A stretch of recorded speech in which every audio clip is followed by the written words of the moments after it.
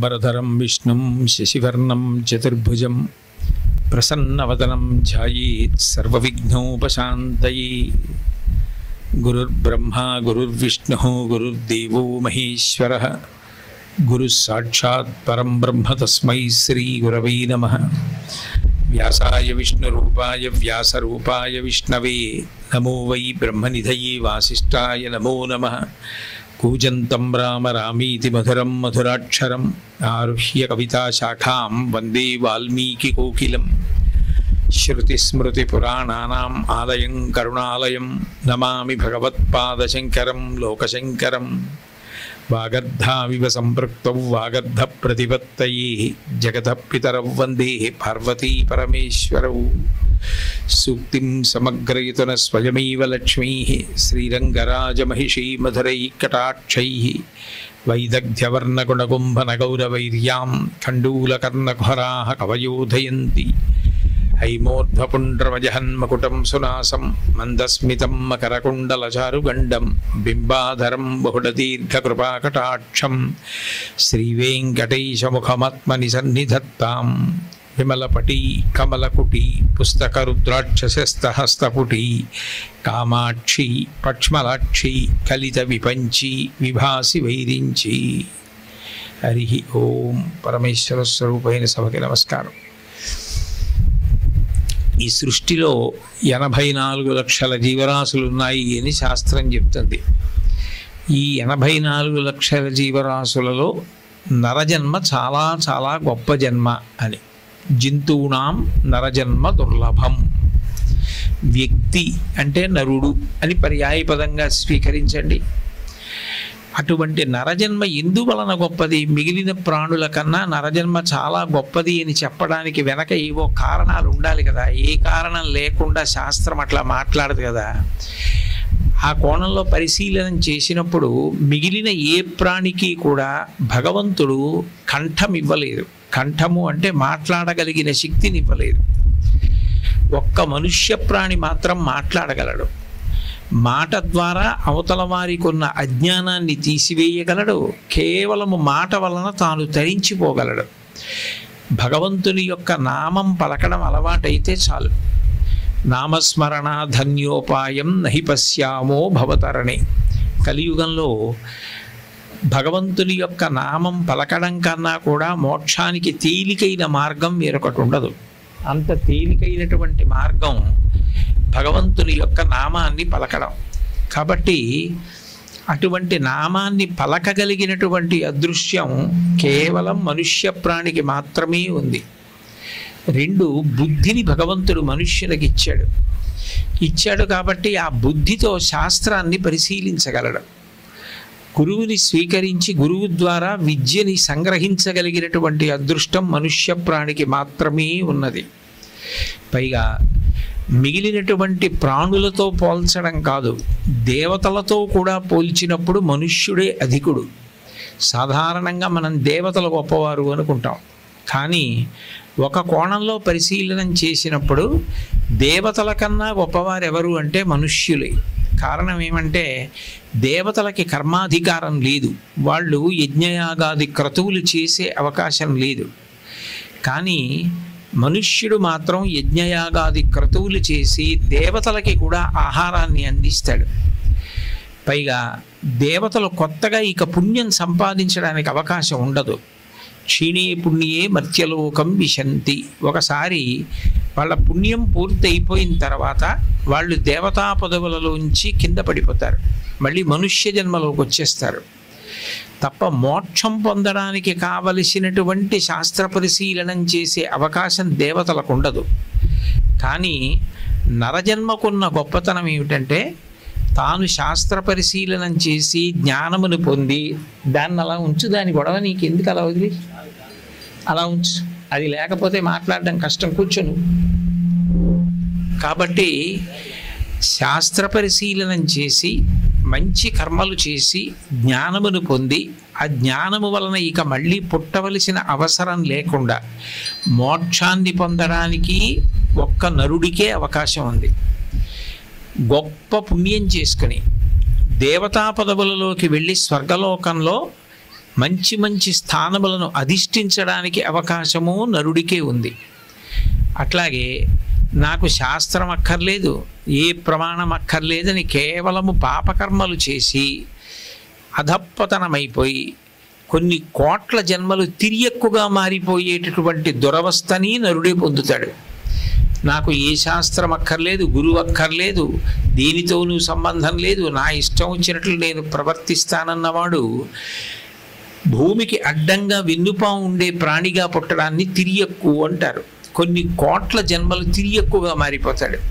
అందుకే ఇంత గొప్పదైన నరజన్మ రావడం ఒకెత్తు, ఆ నరజన్మ యొక్క వైభవాన్ని నిలబెట్టుకోవడం ఒకెత్తు. ఈ నరజన్మ యొక్క వైభవాన్ని నిలబెట్టుకోవడానికి ప్రయత్నపూర్వకంగా అందరూ కూడా 8 గుణములను పొందాలి అని గౌతమ మహర్షి ధర్మసూత్రములలో చెప్పారు. ఈ 8 గుణములు అందరికీ తప్పకుండా ఉండాలి. ప్రయత్నపూర్వకంగా అందరూ కూడా సాధన చేసి వాటిని అనుష్ఠించాలి, వాటిని పొందాలి. ఈ 8 గుణములు పొందలేకపోతే ఇంత గొప్ప నరజన్మ భగవంతుడు ఇచ్చినా అది సార్థక్యాన్ని పొందకుండా పాడైపోతుంది. అందుకే అటువంటి 8 గుణములు ఏవో ఋషి చెప్పాడు. అందున గౌతమ మహర్షి అంటే సామాన్యమైన మహర్షి కారు, మహాపురుషుడు. ఋషులకు మనం ఎందుకు రుణపడతామంటే మనం తరించడానికి కావలసిన మంచి మాటలన్నీ కూడా నిస్వార్థంగా ఋషులు చెప్తారు. అట్లా ఆయన 8 గుణములు చెప్పారు. ఆ 8 గుణములలో మొట్టమొదటిది దయా సర్వభూతేషు, శాంతి, అనసూయ, శౌచం, అనాయాసం, మాంగళ్యం, అకార్పణ్యం, అస్పృహ, చేష్టదా, అష్టదా గుణ ఆత్మగుణా అని. ఆత్మగుణములు అని వ్యక్తి ఈ 8 గుణములను తప్పకుండా సంతరించుకోవాలి. అందులో మొట్టమొదటి గుణంగా చెప్పబడినది ఇది అంటే దయా సర్వభూతేషు. మనుష్య ప్రాణికి అన్ని ప్రాణుల యందు కూడా దయ ఉండాలి. దయ భగవంతుని యొక్క లక్షణం. దయ కలిగిన వ్యక్తి ఎక్కడైనా కనపడితే అంత మంచి మనసు, అంత కరుణ కలిగిన వాడిగా పుట్టడం భగవంతుని యొక్క అనుగ్రహానికి పాత్రుడైన వాడికి మాత్రమే సాధ్యమవుతుంది. ఇతరుల కష్టం ఎలా ఉందా నాకు అనవసరం, నా పని నాకు అయిపోతే చాలు అని అనుకోవడం సర్వసాధారణంగా లోకంలో కనపడుతుంది. అట్లా కాకుండా తాను ఒరిపిడికి గురైనప్పటికీ కూడా ఇతరులు సంతోషంగా ఉండాలి అని చెప్పి ఇతరుల మీద ప్రేమ, ఇతరుల యందు దయ, తాను తీర్చలేకపోయినా అవతల వాళ్ళ కష్టాన్ని చూసి మనసు కరిగిపోయే లక్షణాన్ని సంతరించుకోగలిగితే, అంత మంచి మనసు ఏర్పడగలిగితే దానిని దయ అంటారు. మనిషిలో ఉండేటటువంటి ప్రేమకే దయ అని పేరు. ఆ ప్రేమ ఒక్కొక్కసారి ఒక్కొక్కరి యందు అభివ్యక్తమైనప్పుడు ఒక్కొక్క పేరు చేత పిలువబడుతుంది. పెద్దలు కనపడినప్పుడు వారి పట్ల చూపించిన ప్రేమకి గౌరవము అని పేరు. చాలా విజ్ఞులైన వారు మనకి బోధ చేసి మనని ఉద్ధరించేటటువంటి వారు కనపడగానే వంగి నమస్కరించే విధానానికి వినయము అని పిలువబడుతుంది. మనకి జీవోద్ధరణ చెయ్యగలిగిన వారు అంటే వారు ఏమి బోధ చెయ్యక్కర్లేదు, కేవలం వాళ్ళకి ప్రదక్షిణం చేసి నమస్కారం చేస్తే చాలు. వాళ్ళు మన జీవుణ్ణి ఉద్ధరించి కొన్ని జన్మల పాటు కావలసినంత పుణ్యాన్ని సంతరించి పెట్టగలిగిన పరమ పవిత్రమైన వ్యక్తులు ఎవరున్నారో వారి పట్ల మనం చూపించే ప్రేమకి భక్తి అని పేరు. గురుభక్తి. గురువుగారు జన్మ జన్మాంతరములకు కావలసినటువంటి పుణ్యమును మనకు అందిస్తాడు. అందుకని గురువు గారి పట్ల భక్తి, తల్లి పట్ల భక్తి మాతృభక్తి, తండ్రి పట్ల భక్తి పితృభక్తి, దేశము పట్ల భక్తి దేశభక్తి. భక్తి అన్నమాట ఎక్కడ అన్వయమైనా వాళ్ళు మనకి జన్మ జన్మాంతరములు ఉద్ధరించగలిగిన వారు అని గుర్తు. దైవభక్తి. భక్తి అన్నమాట చెప్తారు. బాగా చిన్నవాళ్ళు, ఏమీ తెలియని వాళ్ళు, వాళ్ళ యొక్క తప్పు క్షమించి వాళ్ళు వృద్ధిలోకి రావాలనేటటువంటి ప్రేమతో ప్రవర్తించడాన్ని వాత్సల్యము అంటారు. ఇలా ప్రేమ ఒక్కొక్కరి పట్ల అభివ్యక్తమైనప్పుడు ఒక్కొక్క రూపాన్ని, ఒక్కొక్క పేరుని సంతరించుకుంటుంది. కానీ ఈ దయాగుణం అనేటటువంటిది మాత్రం ప్రధానంగా ఎవరిది అంటే భగవంతుని యొక్క గుణం. ఆ గుణమును పొందినవాడు భగవంతుడు ఎట్లా అయితే అందరి చేత ఆశ్రయింపబడతాడో ఆ దయాగుణం కలిగినటువంటి వ్యక్తిని కూడా అందరూ ఆశ్రయిస్తారు. ఎంత డబ్బు గలవాడు కానివ్వండి, ఎంత అధికారం కానివ్వండి, ఎంత విద్య కలిగిన వాడు కానివ్వండి, ఆ దయ లేనినాడు ఆయనను ఎవ్వరూ ఆశ్రయించరు. ఆ దయ ఉన్నప్పుడు మాత్రమే వ్యక్తిని ఆశ్రయిస్తారు. భగవంతుని యొక్క మొట్టమొదటి లక్షణం ఏది అంటే దయ. అందుకే మీరు చూడండి, ఏ భగవత్ స్వరూపం మీద ప్రార్థనా శ్లోకం చెప్పండి, గుణవైభవాన్ని చెప్పండి, భగవంతుని యొక్క గుణం చెప్పినప్పుడు మొట్టమొదటి గుణంగా చెప్పబడేది ఏది అంటే ఆయన దయ. అందుకే అరుణాం కరుణాతరంగితాక్షీం అంటారు లలితాపరా భట్టారికా స్వరూపాన్ని. ఆమె అపారమైనటువంటి కరుణ కలిగినది. రామచంద్రమూర్తి ఉన్నారనుకోండి, సముద్రము యొక్క లోతు తెలుసుకోవడం ఎంత కష్టమో రామచంద్రమూర్తి యొక్క దయ లోతు తెలుసుకోవడం అంత కష్టం. అంత దయ కలిగినవాడు అంటే సముద్రము కన్నా లోతైనంత దయ కలిగినవాడు. అందుకే శ్రీ రఘురామచారు తులసీదళధామ శమక్షమాది శృంగార గుణాభిరామ త్రిజగన్నుత శౌర్య రమాలలామ దుర్వార కబంధ రాక్షస విరామ జగజ్జన కల్మషార్ణవోత్తారక నామ భద్రగిరి దాశరథి కరుణాపయోనిధి అంటారు. పయోనిధి అంటే సముద్రం. సముద్రం లోతు తెలుసుకుందామని ఒక ఉప్పు బొమ్మ ప్రయాణం చేసి పెడుతోందనుకోండి, అది లోపలికి వెళ్ళి సముద్రం ఎంత లోతుందో తెలుసుకుని బయటికి వచ్చి చెప్పే లోపల అది సముద్రంలో కరిగిపోతుంది. భగవంతుని యొక్క దయ ఎంత గొప్పదో తెలుసుకోవడానికి ప్రయత్నం చేస్తే భగవంతుని యొక్క దయ యందు మనం కూడా కరిగిపోతాం. అందుకే ఈశ్వరుడు దయాసముద్రుడు. అందుకని దాశరథి కరుణాపయోనిధి అంటారు. శంకరాచార్యులు వారి శివానంద లహరి చేస్తూ శివుడెవరు అంటే రాశీభూతమైన కారుణ్యమే అని, కారుణ్యామృతవర్షిణం ఘన విపద్ గ్రీష్మచ్చిదాకర్మఠం విద్యా సస్య ఫలోదయాయ సుమనః సంసేవ్యమిచ్ఛాకృతిం నృత్యన్ భక్త మయూరమద్రి నిలయం చెంచజ్జటామండలం శంభో వాంఛతి నీలకంధర సదా త్వమే మనశ్చాతకః అంటారు. మేఘం ఏ విధమైన ప్రత్యుపకారాన్ని కోరుకోకుండా, ఏ సన్మానాన్ని ఏ సత్కారాన్ని కోరుకోకుండా నిరాధారమైన ఆకాశ మార్గంలో తాను ప్రయాణం చేసి వచ్చి ఎక్కడో సముద్రంలో ఉన్న ఉప్పు నీటిని తాను తాగి చల్లటి తీయటి నీటిగా మార్చి దాహార్తితో ఉన్న వాళ్ళకి ఏ రాత్రిపూట వర్షం కురిపించేసి తాను తిరిగి ఏ ప్రయోజనాన్ని అపేక్షించకుండా దూది పింజల అయిపోయి తేలికగా బయలుదేరి వెళ్ళిపోతుంది. ఇవ్వడానికి వచ్చినప్పుడు బరువుగా వస్తుంది, ఇచ్చేసిన తర్వాత ఇక తిరిగి ఏమీ కోరుకోదు, దూది పింజల అయిపోయి గబగబ గబగబా వెళ్ళిపోతుంది. భగవంతుడు కూడా అంతే, అంతటి దయ కలిగిన వాడు.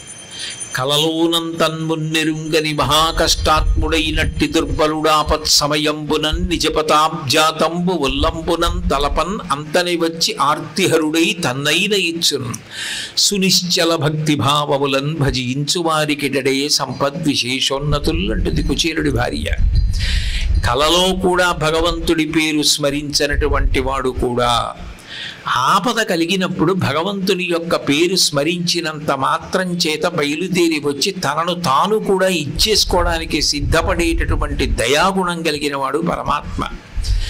అందుకే భగవద్గీతలో ఆయనే చెప్పుకుంటూ చతుర్విధా భజంతే మాం జనా సుకృతినోర్జున ఆర్తో జిజ్ఞాసురర్థార్థి జ్ఞానీచ భరతర్షభ అన్నాడు. సుకృతులు అంటే వాళ్ళు చాలా గొప్పవాళ్ళు, చాలా పుణ్యాత్ములు అన్నాడు. ఎవరు అంటే నన్ను అడిగిన వాళ్ళు. నన్ను అడగడం అంటే భగవంతుడిని అడగడం. భగవంతుణ్ణి ఏదైనా అడిగాడు అంటే భగవంతుడు ఉన్నాడని ఆయనకు నమ్మకం ఉంది. భగవంతుడు ఉన్నాడని నమ్మకం ఉంది, భగవంతుణ్ణి అడిగితే ఇస్తాడన్న విశ్వాసం ఉంది. అందుకని భగవంతుడి దగ్గరికి వెళ్ళి భగవంతుణ్ణి ప్రార్థన చేసి ఆయనని ఇమ్మని అడుగుతున్నాడు అంటే వాడికి నేను ఉన్నానని నమ్మకం ఉంది కదా. కాబట్టి వాడు పుణ్యాత్ముడు, నా దృష్టిలో వాడు చాలా గొప్పవాడు. అందుకని సుకృతినోర్జున అన్నాడు. వాడు సుకృతి చాలా గొప్పవాడు. ఆర్తో చాలా కష్టంలో ఉన్నవాడు, జిజ్ఞాసు నా గురించి తెలుసుకోవాలనుకున్నవాడు, అర్థార్థి ఏవో మంచి పనులు చేయడానికి డబ్బు కావాలనుకున్నవాడు, జ్ఞానీచ భరతర్షభ జ్ఞాని అయినవాడు, అంతటా ఉన్న పరబ్రహ్మాన్ని తెలుసుకున్నవాడు కూడా సముద్రంలో కెరటం సముద్రాన్ని ఎట్లా స్తోత్రం చేస్తే బాగుంటుందో అట్లా నన్ను స్తోత్రం చేస్తున్నాడు. అందుకని జ్ఞానీచ భరతర్షభ జ్ఞాని కూడా నన్నే పూజ చేస్తున్నాడు అంటాడు. అందరూ భగవంతుణ్ణి ఆశ్రయిస్తారు. ఆయన యొక్క దయకు హద్దు లేదు. అంత దయ కలిగిన వాడు కాబట్టే రాత్రివేళ మనం నిద్రపోతుంటే మన ఊపిరి ఆయన తీయిస్తున్నాడు. ఆయన ఊపిరి తీయడం ఆపేశాడు అనుకోండి, తెల్లవారేటప్పటికి శివం ఎక్కడ ఉంటుంది? రాత్రి తినమంటే తినలేను నిద్దట్లో ఉండగా ప్రవచనం చేయండి అంటే చేయలేను, నిద్దట్లో ఉండగా నడవండి అంటే నడవలేను, నిద్దట్లో ఉండగా ఇవన్నీ చెయ్యని నేను నిద్దట్లో ఉండగా నాకు తెలియకుండా ఊపిరి ఎలా తీశాను అంటే తీయించిన వాడు ఒకడున్నాడు, వడిబాయక తిరిగే ప్రాణబంధుడా అంటాడు అన్నమాచార్యుల వారు. అది కూడా ఒకే వేగంతో ఎగూపిరో దిగూపిరో నిద్దట్లో వచ్చేయకుండా ఒకే వేగంతో ఊపిరి తీయించేటప్పటికి తెల్లవారేటప్పటికి ఇంద్రియములన్నిటికీ చైతన్యాన్నిచ్చి బడలికని తీర్చి ఉత్సాహపరచి తెలివొచ్చేటట్టు చేసినటువంటి నిర్హేతుక కృపాకటాక్ష వీక్షణమూర్తి ఎవరున్నాడో ఆయన పరమాత్మ. అంతటి దయాశాలి. ఆయన దయకు హద్దు లేదు. నేను తిన్న పప్పన్నం, నేను తిన్న కూరన్నం, నేను తిన్న పచ్చడి అన్నం లోపలికి వెళ్ళిపోయి కలిసిపోయిన తర్వాత అమాశయపాకం అయిపోయిన తర్వాత నా భార్య వండిన గిన్నెలో అన్నం పూర్తయిపోయి చిట్ట చివరి ముద్ద నేను తింటూ ఉండగా పొరపాటున కక్కేస్తే, అయ్యో ఇక వండిన అన్నం లేదు, పప్పు లేదు, కూర లేదు అన్నా నేను కక్కింది మళ్ళీ నేను తినడానికి ఇష్టపడను. కానీ ఇవన్నీ కలిసిపోయి కడుపులో ఉంటే ఆయన మాత్రం లోపల అగ్నిహోత్ర స్వరూపమై దాన్ని జీర్ణం చేస్తున్నాడు. అందుకే ఆయనే అంటాడు, నేను అగ్నిహోత్ర స్వరూపంగా ఉండి పచాన్యన్నం చతుర్విధం అహం వైశ్వానరో భూత్వా ప్రాణినాం దేహమాశ్రిత ప్రాణాపాన సమాయుక్తం పచాన్యన్నం చతుర్విధం. వైశ్వానరాగ్నిస్వరూపంగా లోపల ఉండి నేనే ఆ ఆహారాన్ని అంతటినీ కూడా జీర్ణం చేసి శక్తినిస్తున్నాను. అంటే ఇంకా భగవంతుడు చేసేటటువంటి ఉపకారానికి, ఆయన చేసేటటువంటి మేలుకి తిరిగి కృతజ్ఞత చెప్పడం నిజానికి ఎవరికీ సాధ్యము కాదు. భగవంతుని యొక్క దయతో కూడిన గుణములను వర్ణించడము ఎవరికీ సాధ్యం కాదు. కబీర్దాస్ గారు ధరతీ సబ్ కాగజ్ కర్రవు లేకిని సబ్ బనరాయ్ సాత సంబంధకి మసికర్రవు హరిగుణ లిఖా నజాయ్ అంటాడు. ఈ భూమినంతటినీ కాగితం చేసుకుని సప్త సముద్రాలలో ఉన్న పదార్థాన్ని సిరాగా మార్చుకుని అరణ్యాలలో ఉన్న కలపనంతటినీ కలంగా మార్చుకుని వీటన్నింటినీ కలిపి నేను భగవంతుని యొక్క గుణములు వ్రాయడానికి సాధనంగా చేసుకుని ప్రయత్నం మొదలుపెట్టిన భగవంతుని యొక్క దయాగుణములను వర్ణించడానికి నాకు ఈ పదార్థములు కానీ నా బుద్ధి వైభవం కానీ సరిపోవు అంటాడు. అనంత గుణ సముద్రుడు భగవంతుడు. ఆయన గుణములలో గొప్ప గుణం దయ. అంత దయ లేకపోతే ఎంత పాపం చేసిన వాడిని, భగవంతుడు లేడని తిట్టిన వాడికి కూడా ఆయన అన్నం జీర్ణం చేస్తున్నాడే, ఆయనకి కూడా శక్తినిస్తున్నాడే, ఆయన్ని కూడా నడిపిస్తున్నాడే, ఆయన్ని కూడా అంత ఆదరిస్తున్నాడే, ఆయనలో కూడా ఒక గుణాన్ని చూస్తున్నాడు. ఉన్నాడని అంటున్న నువ్వు నిజంగా ఉన్నాను అని నమ్మి బ్రతకవలసిన రీతిలో బ్రతకపోయినా లేడు అన్నవాడికి లేడన్న నమ్మకం అంత గట్టిగా ఉన్నప్పుడు ఏదో ఒక నమ్మకం గట్టిగా ఉండడం గొప్ప కదా అని ఆశ్రయిస్తున్నాడు, ఆయన ఆదరిస్తున్నాడు. ఎంత గొప్ప విషయం నిజంగా. కాబట్టి భగవంతుని యొక్క దయాగుణం అంత గొప్పది. భగవంతుని యొక్క దయాగుణం ఎంత గొప్పదో మనుష్యుడు కూడా ప్రయత్నపూర్వకంగా స్వార్థాన్ని తగ్గించుకొని దయను అలవాటు చేసుకోవాలి. ఆ ప్రేమ స్వభావం, ఆ దయా స్వభావం ఉండాలి. ఎప్పుడూ ఇతరులలో ఏదో మంచిని చూడగలగడం. నేను వాళ్ళకి ఉపకారం చేస్తే నేను నష్టపోయేదేం లేదు, నేను వాళ్ళకి ఉపకారం మాత్రమే చేస్తాను. వాళ్ళు సంతోషిస్తే నాకు అంతకన్నా ఇంకేం అక్కర్లేదు. వాళ్ళు సంతోషించాలి, వాళ్ళు వృద్ధిలోకి రావాలి, వాళ్ళ బుద్ధి మారాలి. నా వరకు నా కర్తవ్యం నేను వాళ్ళకి ఉపకారం చేయడం ఒక్కటే, నేను వాళ్ళలో మంచితనం ఏదుందో అది చూడడం ఒకటే. అంతేకాని ప్రతిదానికి వాళ్ళల్లో ఉన్న చెడుని చూసి అసలు మంచి చేయడానికి అవకాశం లేని స్థితిని నేను కల్పించుకోకూడదు. ఏ ప్రాణి కష్టం చూసినా మనసు కదలాలి, అటువంటి స్వభావం కలగాలి. అందుకే మీరు చూడండి, భగవంతుని యొక్క దయాగుణం ఎలా ఉంటుందో ఈ దేశంలో గురువుల యొక్క దయాగుణం కూడా అట్లాగే ఉంటుంది. నిజానికి ఋషులు వాంగ్మయం ఎందుకు ఇవ్వాలి? వాల్మీకి మహర్షి రామాయణం ఎందుకు రాయాలి? వ్యాసుడు భారతం ఎందుకు రాయాలి? ఒక రోజు అంటే పగటి పూట సూర్యుడు ఉంటాడు, రాత్రి చంద్రుడు ఉంటాడు. సూర్యుడు ప్రకాశించిన పగలు, చంద్రుడు ప్రకాశించిన రాత్రి కలిపి ఒక రోజు అవుతుంది. సూర్యవంశాన్నంతటినీ కూడా వాల్మీకి మహర్షి వర్ణించి రామాయణాన్ని ఇచ్చారు. చంద్రవంశాన్నంతటినీ భారతంగా వర్ణించి వ్యాస భగవానుడు మనల్ని అనుగ్రహించాడు. రామాయణ భారతాలు రెండూ కలిపి సూర్యచంద్రులు ఒక రోజులాగా మన జీవితం చక్కదిద్దపడడానికి ప్రామాణిక గ్రంథాలయ్యాయి. వాళ్ళు ఏం కోరుకున్నారు? పోతన గారు భాగవతాన్ని ఆంధ్రీకరించి మనకిచ్చి మన నుంచి ఆయన స్వర్ణ కంకణం కోరుకున్నారా, బిరుదు కోరుకున్నారా, కనీసం నాకు బట్టల జత ఇవ్వండి అని చెప్పి జీవితం మొత్తం మీద పోతన గారు కోరుకున్న సందర్భం లేదు.